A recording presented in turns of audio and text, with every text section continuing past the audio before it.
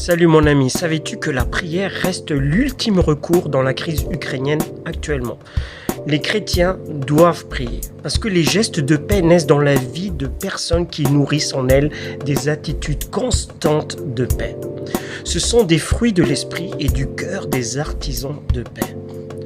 Mon frère, ma sœur, tu te poses certainement cette question. Est-ce que ça sert vraiment de prier Dieu puisque les combats peut-être continuent et ne cesseront jamais? Moi, je vais te dire que l'espoir fait vivre. Et il est nécessaire de comprendre que si l'on prie aujourd'hui pour la paix dans le monde, ce n'est pas pour demander à Dieu d'arrêter toutes les guerres. Non, c'est pas du tout ça. Mais plutôt pour lui demander de changer les circonstances et les temps. Et je dirais même le cœur de ceux qui nous gouvernent, de donner la force d'amorcer des gestes de paix. La prière, tu sais, c'est comme un moteur, c'est elle qui nous donne la force d'agir. Prier pour la paix, c'est se rapprocher de Jésus.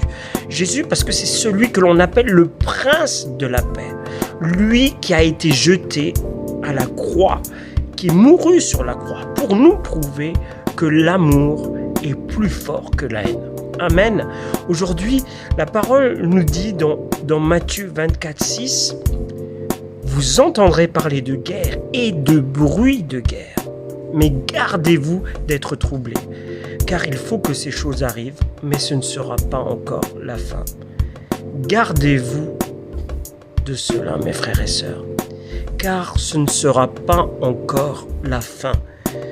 Il faut comprendre que nous vivons des temps difficiles, troubles, mais il faut comprendre que nous, les chrétiens, nous devons prier pour l'Ukraine et la Russie, afin que Dieu apaise le cœur des dirigeants des pays en conflit et que notre Seigneur et Sauveur puisse manifester sa gloire.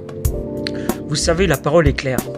Il est dit que le ciel et la terre passeront, mais ses paroles ne passeront point. C'est Matthieu 24:35 qui nous le dit. Et j'aimerais vous dire que notre espérance en tant que chrétien se trouve en Jésus-Christ uniquement. Parce qu'il est dit que votre cœur ne se trouble point. Croyez en Dieu et croyez en Jésus-Christ. Que Dieu vous bénisse et qu'il vous donne sa paix. À bientôt.